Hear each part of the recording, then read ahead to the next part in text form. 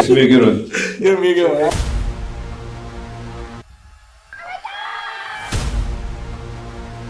Definitely a different type of process.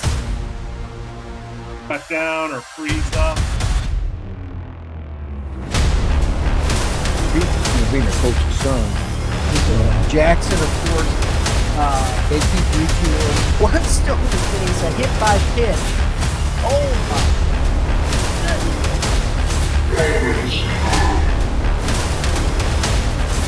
Hello, everyone. Welcome inside the Red Earth Production Studios for this edition of YBMcast Baseball Talk, powered by Game 7 Baseball, game7baseball.com. Don't miss it tomorrow. Coming up on the show, Baseball Talk, we are going to preview. Actually, we're going to show you the schedule. The upcoming schedule, 2026, is coming out. We got Dave on the show to talk to you guys about what's coming up. We're going to be talking to the folks in different parts of the state, talking about where they're going to be. We're going to show you some updates of new parks, and we got all kinds of stuff. So make sure you don't miss it tomorrow. Game 7 Baseball schedule reveal show right here on Youth Baseball Midwest. Don't miss it. Follow us on X at YBM_lowercase cast if you want. Also IG and Facebook at Youth Baseball Midwest.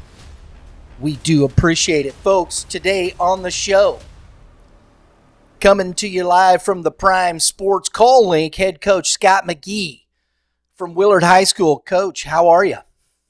Doing great. Ready, middle of off season, and season will be here before we know it. It's exciting. Exactly. Also, as always, the guru himself, Mr. Kevin Mulder, coming at you here on the Prime Sports Call Link. Kevin, what's going on, buddy? Fall ball. So having fun with it and a bunch of great weather. Have you got your little guys playing, Kevin? We are finished now. Yes, we wrapped it up after the first weekend of October, but fall ball for that age starts in, like the third week of August. So we did, 9-10 weeks of it and 8 weeks, I guess, and shut it down. So how many D1 basketball and soccer and football and hockey and whatever else these kids are doing. So how many D1 players do you have on your team so far, Kevin? There will be a number of Division I players on this team. I can assure you. I'm sorry, I couldn't help myself. 10 years old. I think there's some strong candidates. Oh, mercy. Folks, Prime Sports Midwest, check them out. We're going to be doing the bat demo November 15th. Kevin, you ought to come out. Bat demo's coming up, man, over in Fenton at 1550 Ocello Drive. Bat demo. You can check out the bats. Was it Rawlings, Warstick, Soldier, Louisville Slugger? What am I missing, Drew? DeMarini, Marucci, Tucci. You name it, they'll be there. Come check out the new ones. I think the 2026 bats will be up there. Bat Demo Day, Prime Sports Midwest, Fenton, Missouri. Don't miss it. We're looking forward to it. Guys, as always, I'm enjoying this. I'm starting with the trivia questions. And since we're down there, we're going to start with the COC. I know that the COC isn't very long, but we're looking at the teams here. So the trivia question is, I know, and I don't want to do this because Coach McGee's on here. Willard won in 21 and 24. So, but before that, what was the last team, COC, Central Ozark Conference team, to win a state championship, and in what year? So that's our trivia question. Hang on to that. We will give you guys got any ideas of that? Who that might be? I know who it is, yeah. I knew it. Kevin, any thoughts? I'll guess. All right. Should I guess now? You got some time. Okay. We'll give everybody the answer at the end of it. Tell us what you think down there. We'll see what gives. All right, folks. Coach McGee on here. We are going to talk. We're going to take a look at the COC. this is definitely one of the big time conferences in the state. Kevin, would you agree with that? Oh, absolutely. Yes. And a lot of good baseball. I think as I was starting to look at this, I know we're early and this is always fun, but I always like to start looking at this because it gives me time to start going through. I'm going to be calling coaches, talking who's going to be back, who's back, where are you at here? Kevin's done his fall games at this point. We'll probably have one more shot at looking at kids, and this is when he really gets into team mode, is after the big event there in February up here. And Kevin will always tell you, I'm not saying much till after February, so leave me alone. Well, Coach, you know this. Like, how many years do you go into an off season and a kid, a sophomore or one of your younger, it doesn't even have to be one of your younger players, and then an off season of work, and it's a completely different player by that time that next season comes around. It is wild how often it happens. In 2021, when we won the state title, our number 2 pitcher did not make the local preview down here because when I had to submit that stuff in early January, I projected him to be our 10th guy, and he ended up being the number 2. And he was a senior who just everything clicked. And then, like you said, the young guys who develops physically from, kind of wrap up your off season in October. And then physically, there's that development before January, and guys come back in that 2.5 months. If you're a freshman and sophomore, you can be a totally different looking kid and end up being a big time player. So when you see him in October and you see him in February, it's not even the same kid. So I completely understand why you do that, Kevin. Absolutely. And we're going to take a look at a couple things here because, Coach, I sent these names. There's a young man, Yep. and I love this because it's a young man plays at Carthage High School. His folks must have got to be, some families got to be from New York because his name is Bronx Bridges. And I'm sorry, I think it's fantastic. That's a fantastic name, but you had to be from New York to even think about that, right? Yeah, I got a little bit on that story. He's a good player. Actually caught a good amount of varsity baseball in the COC West as a freshman, and athletic enough to play infield. And I think Kevin's seen him play as well. His uncle Drew Bridges got drafted by the Yankees in 2013, but it was more of just a. They've been Yankees fans forever, and he got drafted by the Yankees, and he signed, played in pro ball for a few years. But yeah, Drew was a really good player. I say 13. He may have graduated. It was 13. Yeah, 2013 he graduated. But Bronx is a nice player, and he's going to be Carthage's catcher this year and would be able to play on the infield as well. And honestly, if they had more options behind the plate, he would be able to pitch. But you know how that is at the large school level. Very rare that your catcher does any pitching. So he's a good player. But yeah, it's a cool name too. So. I didn't know the connection there to Drew. That's a good piece because Bronx he's a young guy, so he's 28 obviously. So but very good player, and that the bloodlines are there obviously. Yes. Because Kevin, I pulled some of these names off of, we didn't get out to the fall games in Columbia, but I've gone through some of the information, to look up some of the kids early on that, showed pretty well in the younger classes as far as, what that looks like long term. And, when you start looking at these players, especially, and there was a lot there from the Southwest, just up to Columbia, Glendale, is it Hable or Habel? Charlie Habel. Hable, another 28. And Glendale they've graduated a lot of their talent. I think that's going to be an interesting team. They've been pretty, they got the one, I think it was Brady Yates still, the young guy, but I think that's an interesting team, and I think we're going to have to wait and see on Glendale to see who pops up there. Yeah, and actually Charlie played some varsity last year as a freshman. Coach Julian has done a great job of this with both Yates and Sebastian Norman.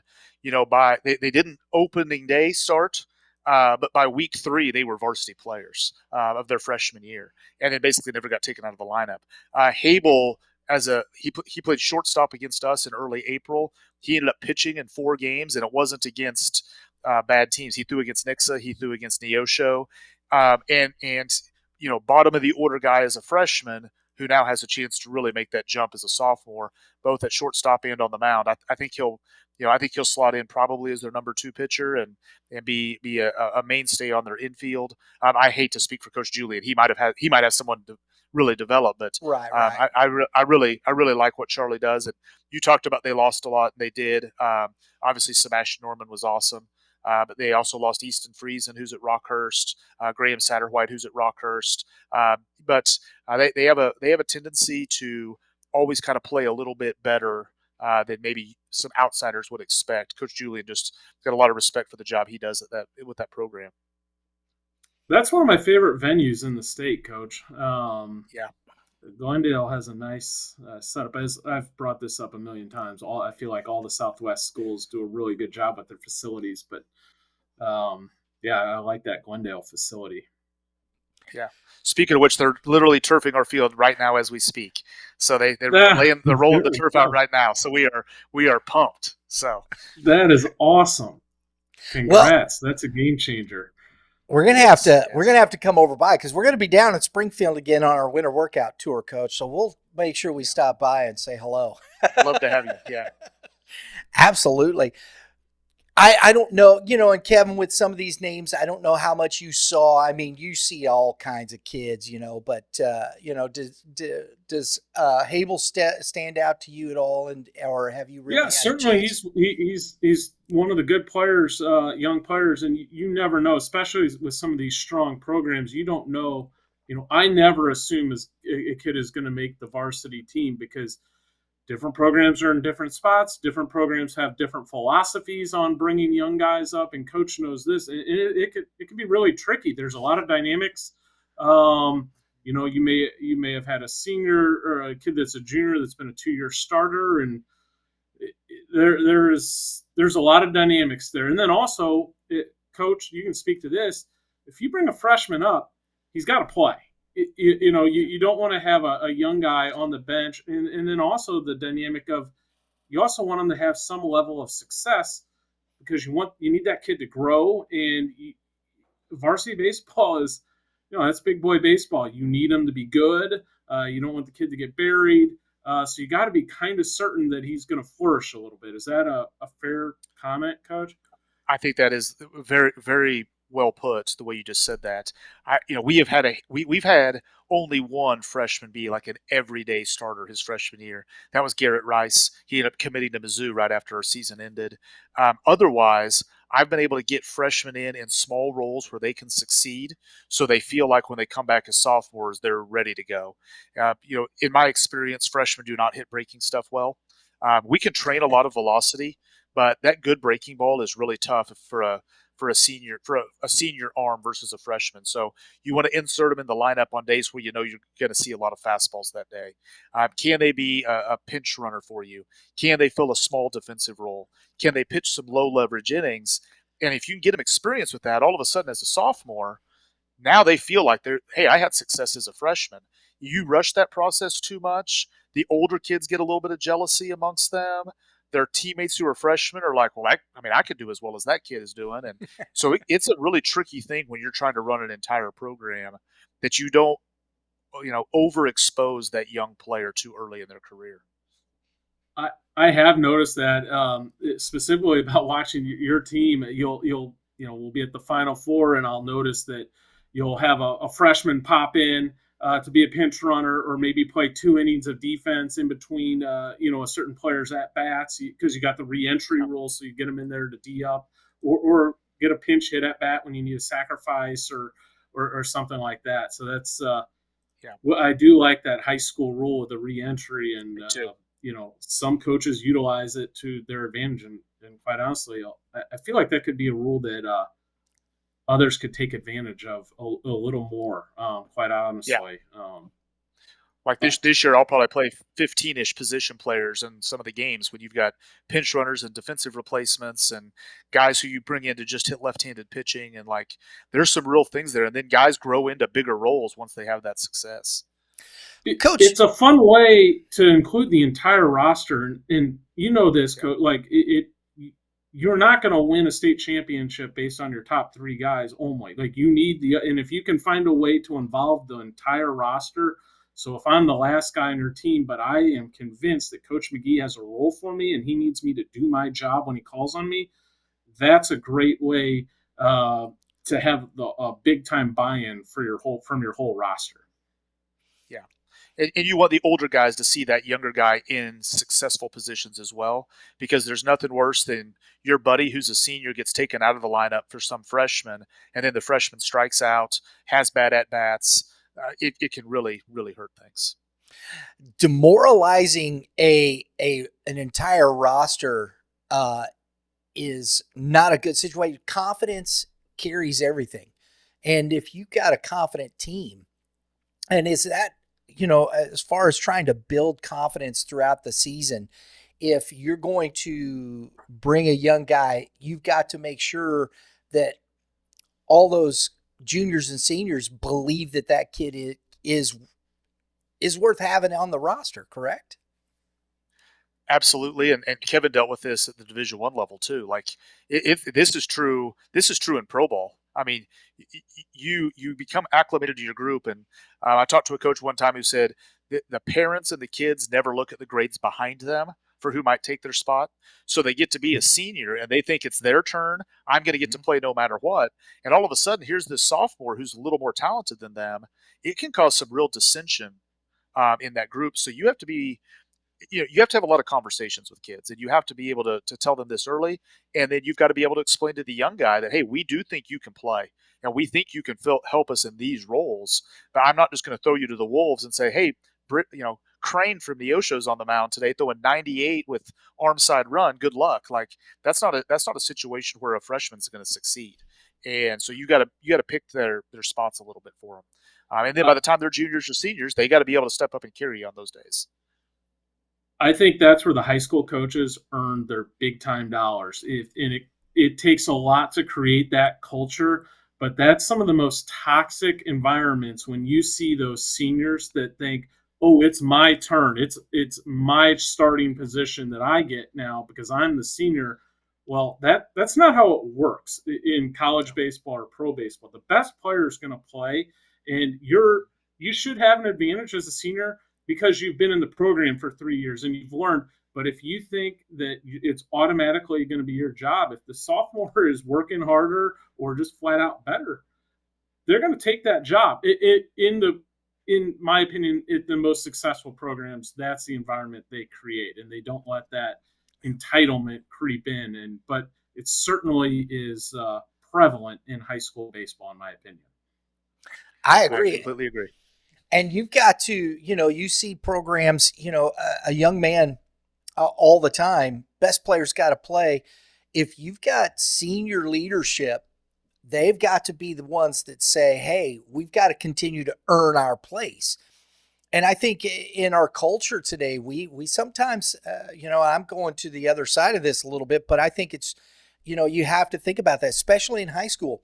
Look, nobody hands you anything, and you want kids that want to go out every day and earn the right to play on this team and be that guy that everybody else can count on. And developing that kind of mindset, I think it's a very difficult thing in 16 and 17-year-old kids, Coach. Yeah, I completely agree with you. And, you talking about the different ways people run their programs. It's so easy sometimes from the outside for us to tell people what to do. But I will say that if your program is not playing their best 9, 10, 11 kids, no matter the grade, the entire program is going to eventually suffer, because then seniors will never work very hard because they just feel like, well, when I'm a senior, I get to play no matter what. And so it is, it's some tough conversations, and you got to, you've got to be able to have those. If you're going to be the guy in charge, you have to be able to have tough conversations and preload those. You can't wait till March 17th and say, hey, you're not starting tomorrow. A sophomore's starting over you. Those conversations need to be happening honestly right now that, hey, this is a possibility of what's going to happen. I always want to know, Kevin, you probably didn't deal with this that much on the collegiate level, but what happens when you get the phone call from the parent? Yeah, now that is the number one difference between college and high school.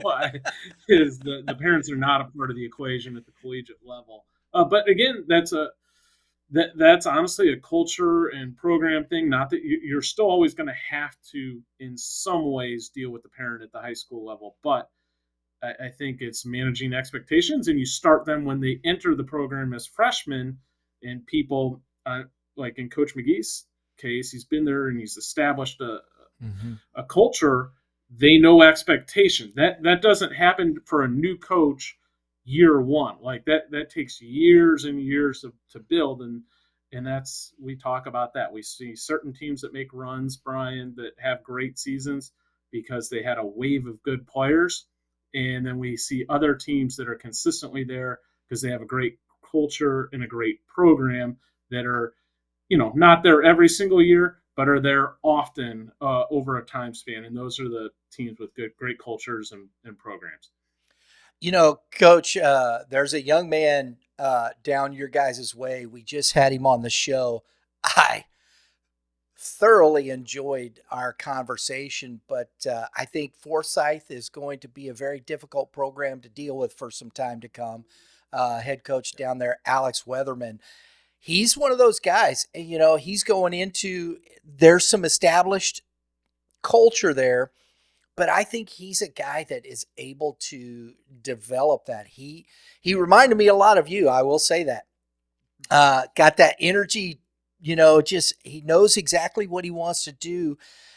You guys have a lot of young coaches down there, and I think that speaks to how well I think these programs, because he was at Marionville, he's a graduate from there. Talk to us about kids in your program. Do you think you're going to see coaches from kids that you've coached and how you develop them into coaching? Yeah. So actually, my two main assistants right now both played for me. Actually, all three of my assistants played for me.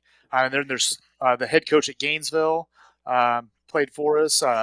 We've got some other guys in the area. The new head coach at Wablo, the head coach at Marionville, they all played for me. And so I think that's exciting stuff. To speak to Alex a little bit, he is going to go to Forsyth and do a great combination of small school ideals with big school strategies. He is developing a youth program right now. I just talked to him last week about what all he's doing, and that you're not going to succeed in a small school, one school town without getting pretty involved in grades at minimum 3 through 6. If you're at Francis Howell, and Tony does a great job. I think Tony's the best coach in the state, but Tony doesn't have to worry too much about his fourth graders. They're going to come there eventually. But if you're at Forsyth and you're not doing anything with your fourth graders, it's not like they're going out and playing for a bunch of travel organizations. They're just not playing baseball. And all of a sudden, that's a grade that ends up not having any players. And so Alex is doing that while also incorporating new school leads, and he's doing some pitching development stuff. He's got some Rapsodo hitting development stuff. He's doing a really good job there. I love that, man. I really enjoy it. And, to your point, and I've watched that, and Kevin knows it, Coach Perkins has one of the bigger camps, elementary school camps. You go out there, and I mean, there's 70, 80, 100 kids out there. They have the freshman camp that they do. So, you still can't just ignore that part of it. Even in a big school, if you do, I think that still puts the kids, what do we chop liver? Nobody cares if we're going to go to the school or not. You still have to show there is an opportunity and that the coach gets to know you, and he's there at those camps every year. There's kids coming back from the previous teams every year to help with the program. So there is a culture, even in those big schools like that you have to have, or I think it's just what you just won't have those kids. They don't, who cares? I don't have to play. I don't have to play baseball. And I think those are big deals. Let's go back to, I love that. That was fun just going into coaching there. I dig that part of it.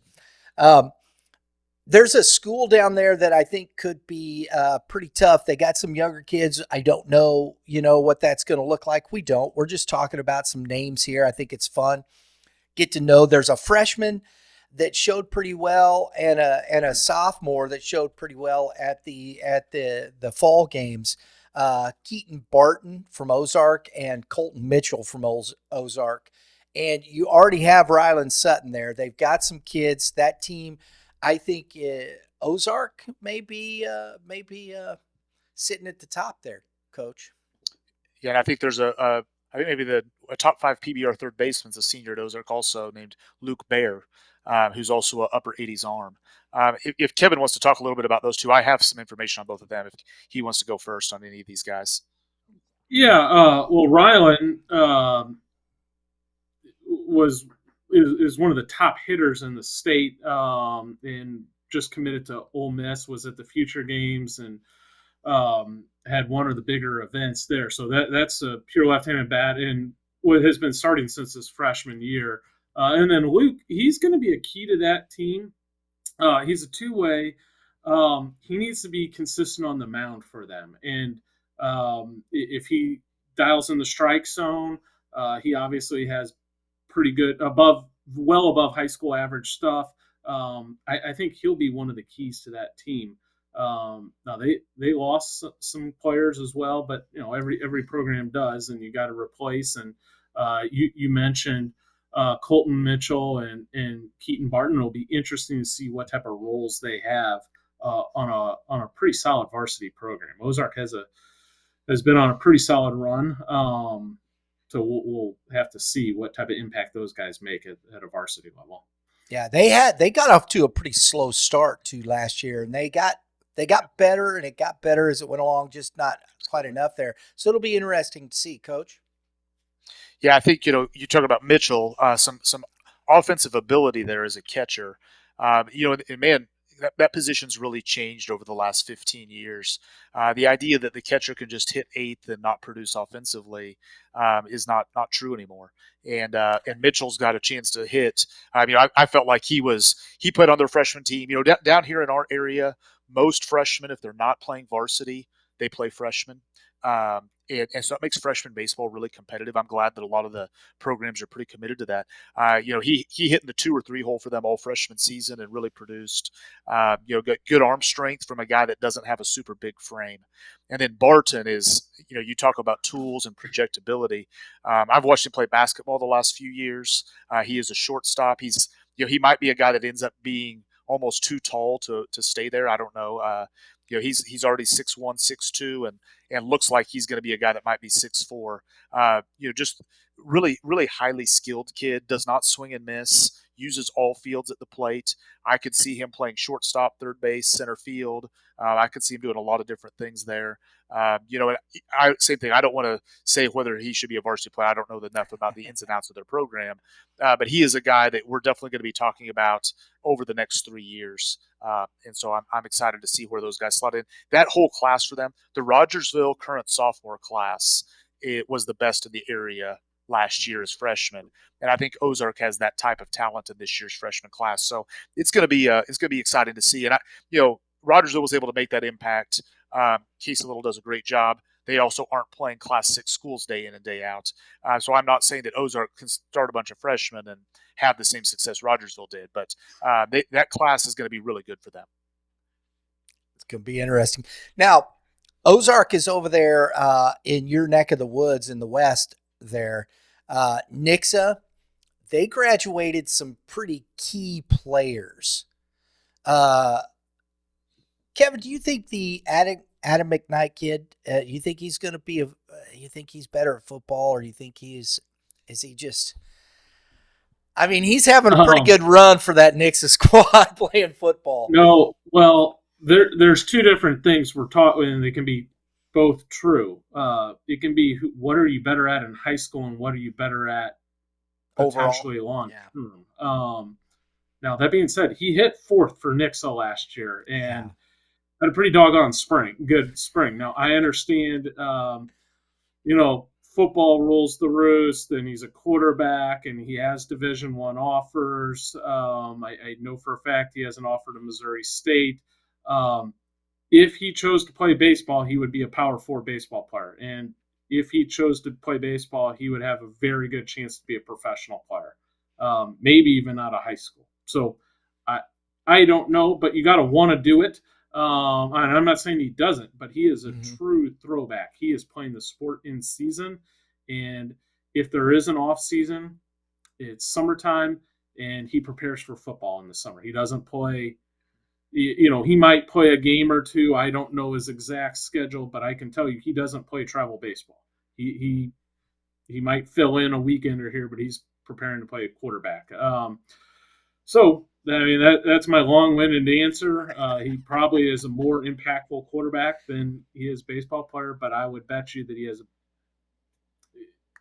who knows? We'll see. Yeah, I would tend to think that the future would be brighter on the baseball side, but I don't know. I'm not a football evaluator either. Doesn't he play basketball too? He's does. the leading scorer. Yeah. And that one I'm certain about. He will not be an impact collegiate basketball player, despite being one of the best high school basketball players in the state. He will not pick up an offer from a Mizzou or whoever to play college basketball. But dang, that's pretty rare at a school like Nixa Class 6 for that 3 sport. I mean, and not just athlete, but star. Correct? I mean, because he is, isn't he? Absolutely. And I want to give a shout out to those coaches down there at Nixa, because you saw the same thing with Wyatt Vincent. Wyatt has always been a baseball first kid. The football coaches worked with him to make sure he could be at baseball stuff. The basketball coach worked with him. He was like the 9th man in basketball. And you don't stick that out if you don't have a respect for that level of coaching. And they really helped Wyatt out. And now McKnight's kind of the opposite, where I think I don't know him well enough to just judge, but the other coaches are maybe having to give in because he really wants to be a big time football player. And in this era of a lot of coaches wanting everybody to be with just them year round, Nixa has really created a model where everyone truly works together for the best interests of each individual kid and what they want to pursue. And so you got to give kudos to them as well. And then Adam, I don't know how he ever takes a break. I mean, I think they got back from Final Four in basketball, and he literally DH'd the day they got back. He was the leading scorer in the third place game on a Friday, and he played baseball on Saturday. So it's pretty crazy what he's able to do. You really see this a lot at the class 1, 2, and 3 level. At the small schools, you need your school's best athlete. It is rare to see it at a school the size of Nixa, and it just speaks to how athletic and how talented Adam McKnight is at really all 3 sports, because there's kids that are putting in more time than him at those sports. Not any fault to Adam. But if you're playing 3 sports, there's certain kids that are only playing 1 that devote all of their attention to it. So it tells you how talented that he is. Shameless plug time. Go last week to Coach McGee's point. Coach Hughes was on Baseball 101 with Darren Sissel. Fantastic conversation. If you want to, Coach Hughes is the head coach, baseball coach at Nixa. I really like Coach Hughes. Great person, and when you listen to him talk, you'll understand why what Coach McGee said right there. And it is about the kid. It's not about what's best for me as a coach. It's let's take care of the players. So if you get a chance, go check out the Baseball 101 podcast. Coach Sissel's doing a really good job with that. Talking with coaches, love it, enjoying that greatly. So. But I think Ozark Nixa is going to be interesting. Coach, Parkview has been around a long time. I remember Parkview when I was in high school at Lebanon. Way back, it's somewhere back in the recesses there. Baseball at at that school is, talk about some of these programs. We don't get, Nixa, of course, Republic. Webb City, Willard, the West is there, but Parkview is kind of that outlier in this. Where do you see them as a program, and how do they get back and compete in this conference? That's going to be, honestly, it's going to be a real struggle for them too. You guys know how much baseball has changed in the last 30 years on just the financial situation you have to play growing up. And they're just in a situation where it's going to be tough for them. Springfield also has basically open enrollment where if you can get yourself to a different Springfield school. So I do know that they've lost some good players to some other Springfield schools in years past. I'm not saying it's that way right now. Ted Orcutt is their coach, really nice guy, does a good job. They played a full schedule last year. I mean, a lot of schools in that position. You look around our state, there's some schools who played 10 games. They played upper 20s. Their kids were super respectful and played hard. It's a struggle right now for them, and I think that's probably a much deeper conversation about baseball in our country and growing up with this, and what are we doing to get people more involved, and I think those are some bigger conversations. But I will say the people who are there now are trying their best to get that thing turned around. That's awesome. We're going to have to you need to reach out to the coach, see if we can get him on the show and talk about it. I'd love to do that. Absolutely. Kevin, your thoughts? Yeah, I mean, Coach McGee just brushed it very lightly. I could circle a map of the state and pretty much guarantee you over the next 5 years, this is where the top teams are going to come out of. And it has to do with the demographics and just who are the types of people and areas that are investing and are playing baseball and can afford to play. So it's that's a real thing. I see it clear as day, and get to from my view that I sit at and kind of oversee the whole state and look at everything. I can pretty much tell you where things now. There'll be a team that rises up here or there because of, like I always say, the best player in the state could be at any high school. That's not what makes a good team, though. It's who has the group of good players, and that's. We won't go any deeper in that, but we could one day, or I could break that down. But it is noticeable, and it isn't necessarily all positive either. I wish that wasn't necessarily the case, but it is how it is in our sport of baseball. Well, and that's what, I understand it. It's hard sometimes to have conversations like that. It's always not necessarily the fun stuff, but I think we do have to look at these things. I look at sometimes within youth baseball, elementary, middle school, and what those situations are. And we see it a lot, and trying to keep costs down, try to create opportunities on a, scale. And, getting back to maybe just some, how do you keep the local associations and things like this? How do you keep those things moving?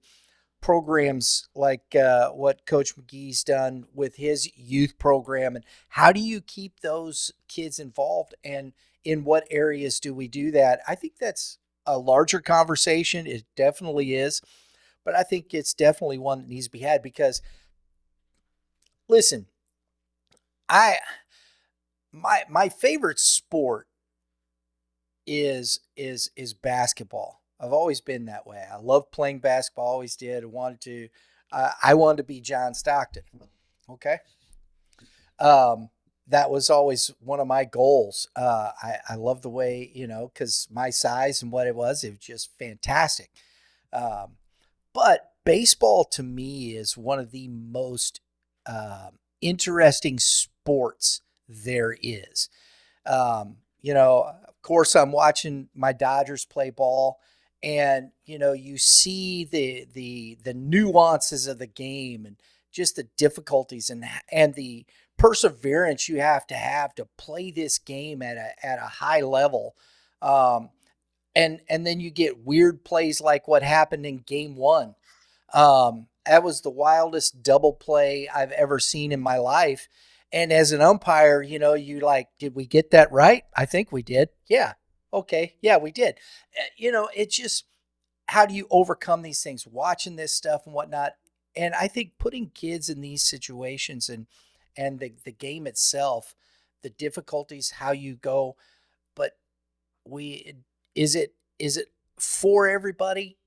Not necessarily, but I think the game itself and learning how to persevere, because it's such a hard and difficult sport to play. And go ahead, Kevin.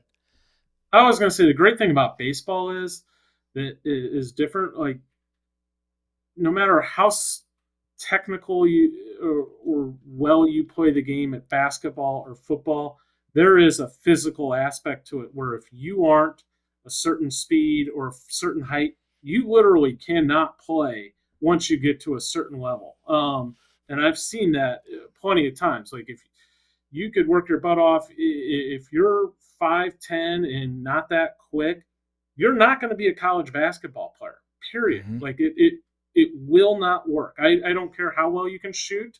I don't care how smart you are, or how well know the game. You might be able to play collegiately at a certain extremely low level, but you won't be a collegiate player, or a high level player. That's not true. And same thing for football. You could drop the best athlete in the school on a football field that has never played one down of football, and then you put him on a football field in 9th grade. If he's that athletic and that fast, I can show you a dynamic football player. In baseball, you turn on the postseason, you can be any shape or size, more or less. There are some of the best hitters are 5'7", 5'8", 5'9". You could also be 6'4", and be a great player. You don't have to be particularly fast. Now, is it an advantage to be fast? Of course, but there's plenty of guys that I could possibly beat in a race today that are playing big league baseball. And that's what I really like about baseball is now the difference, though, is you cannot just drop a great athlete in that has never played inning of baseball in 9th grade and then expect him to be a good baseball player. In fact, he's going to be a terrible baseball player. So you do have to do baseball from basically the word go. Like, you have to start when you're young, and build into. Now, there might be a few exceptions to that, but it's something that takes many years to develop. And you see that even with the MLB draft versus the NFL or NBA draft. Kid gets drafted in the NBA in the first round or the NFL, you're going to see him the next year on that pro team starting, most likely, and some even becoming all-stars. If a kid is drafted in the first round of the MLB, there's no guarantee he's even going to make the big leagues, number one. And oftentimes, especially if it's a high school kid, you're not going to even hear that guy's name for 4 or 5 years, most likely. And even if it's a college kid, typically it's still 2-3 years. Now, occasionally there's a pitcher that you'll see, there's been a couple stories where a guy's made a jump in 1 year with baseball. But it's the thing that I love about baseball is it is a sport of opportunity regardless of physical traits. Yeah. I think it's I love sometimes how the conversations go with that's why we call it baseball talk. I love early on and understanding the game itself. You watching we talk about projectability with Kevin and whatnot. You look at the young man that came in last couple of days for Milwaukee, the Uribe kid. Who would have looked at that kid? What is he, 175 pounds? He looks like it. He's probably more than that because he's tall. And the kid throws 95 to 100 miles an hour, and you just wouldn't think that out of that frame. And it's just wild to watch. And he whips that ball, and you're like, my goodness, how do you even hit that? I don't know. But that's just, I think that's like you said, the interesting part of the game. And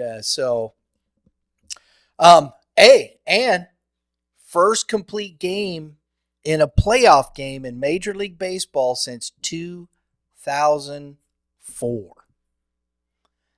That fired me up. That was so awesome. The Dodgers done it back-to-back nights. Those are old school starts. really cool to see.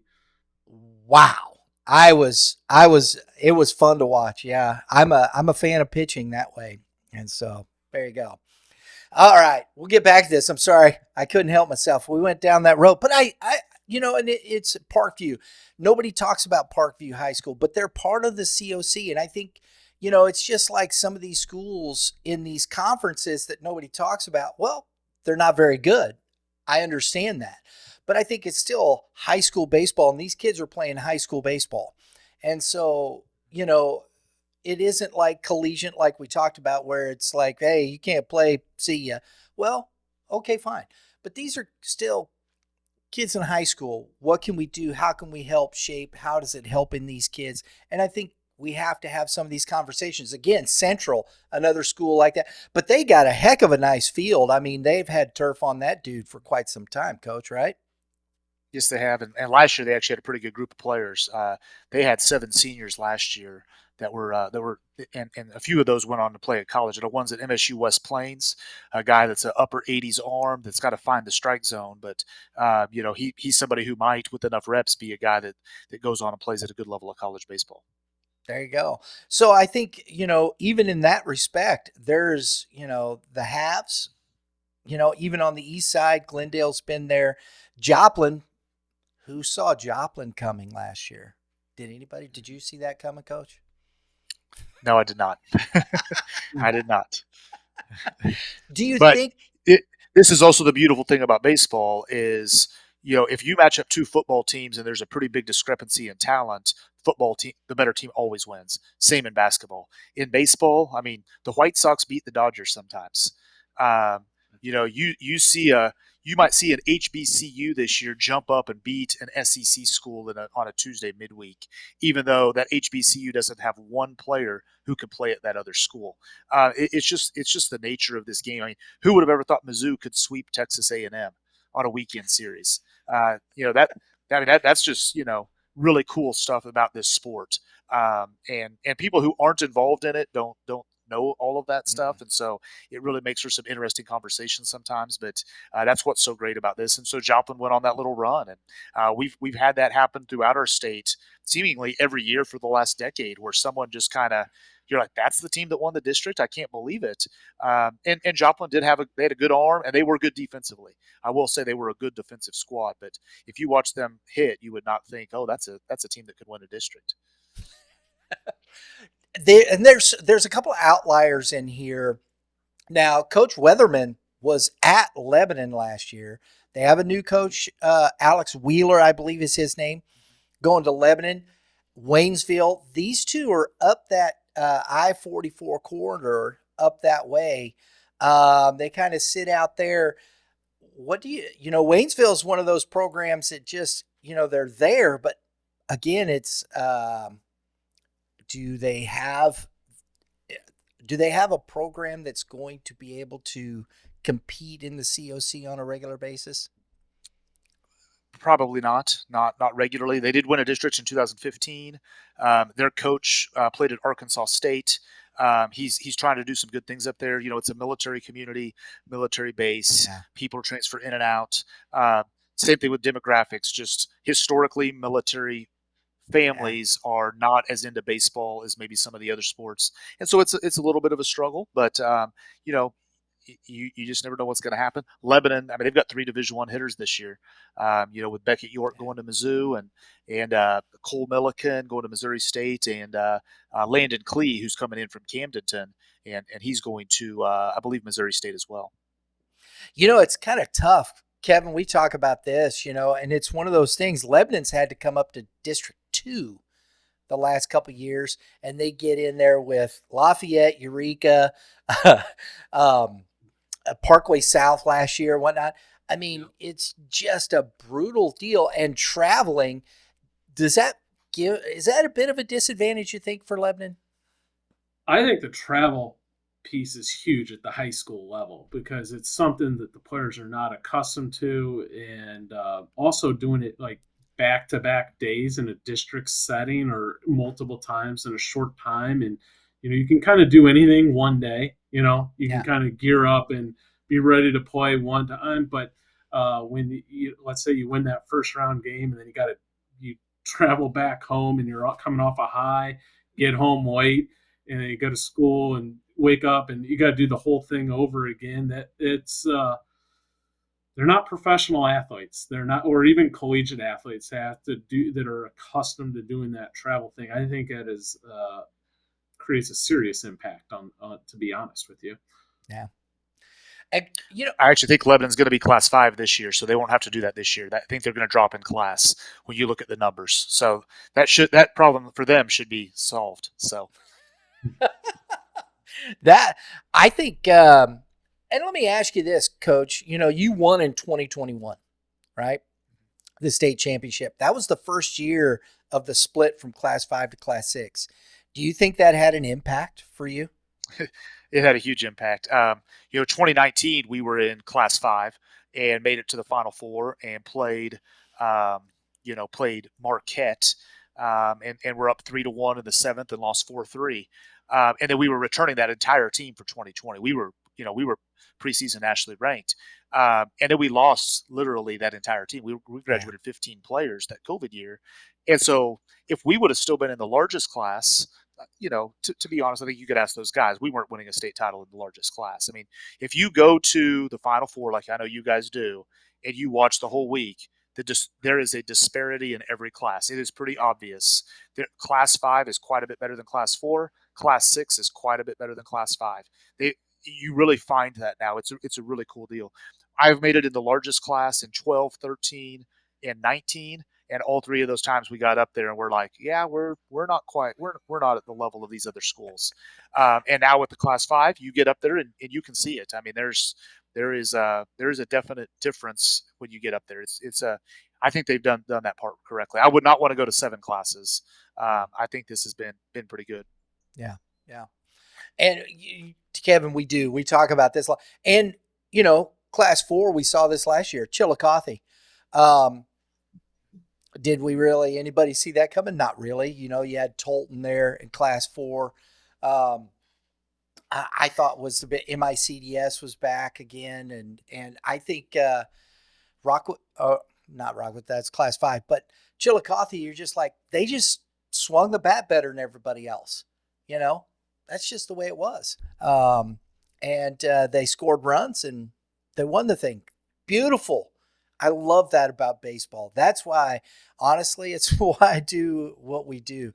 I love this game as far as that's concerned. It's just such an interesting game. There's so much fun in watching kids compete, and kid gets a big hit, the energy rises the next hit, and it's just like, wow. It's contagious. It is. Hitting is contagious in that one inning. And then you don't hit again for the next 5 innings. You may hit 10 in a row. And then all of a sudden it's like, we couldn't hit the broadside of a barn. It's an amazing thing to watch in baseball when you're talking about that stuff. So that's my thought process to it. COC, I think, is going to be interesting, Coach. Final thoughts on the overall scope. I mean, this particular conference as it is what, 3 years old now? Yeah. Yes. So do you think, where do you think its trajectory is at this point? So I think right now, Parkview and Central are planning to get out after this year. They'll go independent, so that'll knock it back down to 12 teams that are generally. I mean, there's a team or two who's still going to struggle, but for the most part, even schools like Neosho that have struggled at times in the past. I mean, they've got Crane, who just got back from pitching for Team USA in Japan. That's a cool deal. So I think it's going to be a really good league going forward. I do think that for this coming year, you look at some of the schools that are in the Big 8 and some of them, like a Rogersville, like a Marshfield, like a Carl Junction and the OMC. Some of those guys are going to be pretty good. That OMC is going to be a good baseball league this year too, because those 3 schools are returning a bunch of guys. Mm-hmm. Absolutely. We're going to see them all. We're going to continue to talk about this. Coach McGee has given us his time, and we do appreciate it coming in on a monthly basis here and talking to us about baseball in the Southwest. We're going to continue to inform you about what's going on down there. Coach, it's always a pleasure. I do appreciate it. Thanks for having me. Absolutely. Kevin, so I know Coach McGee knows the trivia question. So what's your guess? I wouldn't have known this either. I didn't know. I'm scared to guess someone that's not even in the conference. I'll guess Ozark. That was a fantastic guess. And it's correct. Really? Ta-da. Yeah. It Nice. was 2008. In 2008, Ozark won. That was the, and I Who don't, were the because star players there, Coacher? Okay, so that was the year after I left. I was the assistant through 2007. And so Ethan Mather, who went on to Arizona State, and had some arm issues. Brett Neal, who had a good career at Crowder. He's now a doctor. You had his brother John Neal, who was a good catcher at Drury. You had Derek Harwell, who was a really good hitter. Matt Jordan played at UCM. It was just kind of the definition of a team. I mean, they could do everything. And then before that, it was 04 Ozark, and I was on that staff. Yeah. That was Lucas Harrell, Thomas Stilson, Dallas Horde. So that group there. So I remember Lucas, and that was part of the reason for the guess. Yes. Brian, it's Lucas giving him a question where he was a part of the answer. So I couldn't. I was looking for, even though the COC wasn't in, there at the time, I was looking at COC and I'm like, well, that's the closest I can find. And I knew it when I saw it. I was like, because I knew he was part of the staff. I was like, Coach, yeah, you know this one. The guy who coached that team, Mike Essick kind of made baseball in Southwest Missouri a big deal. He retired during the COVID year. He really raised the level of big-time baseball in our area to help us catch up to St. Louis and Kansas City. And I still don't think we're there yet, but he kind of got that whole ball rolling, and with how seriously he took baseball. Yeah. I don't want to leave Coach Donig out, though, down in Webb City. He's done a fantastic job down there. And they are the other school. They won back-to-back in 05 and 06 state titles, too. Yeah, they were the Big Eight at that time, but yes, yeah, they did. That was actually the coach at that time was Bryce Darnell, who's now the head coach at Missouri Southern. So that's correct. Yeah. So I love that. See, look at that. High school coaches going on to collegiate. You can tell why they won there, because he is having the same type of success at Missouri Southern, taking that same thought, coaching is coaching. I love this stuff. It's fun to talk about the sport and the game. And I appreciate the conversation here about, with coaching and the demographics of the things. We got to talk about some of those stuff, Kevin. I think it's important that if we can get some of these other schools that are in these classes, I know it's not going to be for everybody. It just isn't. I get it. But I think the more we can do that and bring those dynamics in, I think it will be better for the game, especially in the state. You never know. You get one of those big-time athletes out of football playing baseball, and there you go. Never can tell. As always, Kevin, I appreciate you, buddy. Yep, thank you. Folks, if you like what we're doing, please support us. Hit the support button. Yeah, which is the subscribe. That's how you support us. Hit the like. That helps the algorithms. When you like it and you subscribe and you're sharing it out, that helps push this out to more people that sees what we're doing. We do appreciate it. We have some great podcasts all week. Mondays, check it out. Brett Graves, former Mizzou, former Miami Marlins, Oakland A's, MLB pitcher, talking about baseball on his Keep Climbing podcast every Monday. Tuesday, the Hitting Zone with Mitch Thomas, my buddy. He's great. He's bringing on some great guests. Wednesdays, of course, it's us. You're here talking on Wednesdays. It's Baseball Talk. Thursday, Baseball Talk. It's me back again. You might get tired of me at that point. I don't know. But Fridays, Coach Sissel brings Baseball 101. He's doing a great job with that podcast. And then our baseball mom, Jenny Mayberry, brings the unique perspective from the moms. We don't leave the moms out. We love it. Please, we hope you enjoy what we're doing here at Youth Baseball Midwest. Everybody have a great day in the Lord. All you pitchers, Kevin, tell them what they need to do. This time of year, they should probably be getting in the weight room, Brian. I like that. There you go. See, that's the way it is. Hitters, same thing, Coach. Absolutely, same thing. You got to be strong to hit. We talked some about the height and the speed, but you're not gonna find a guy that can hit if he's mentioned 175. We'll see you all next time.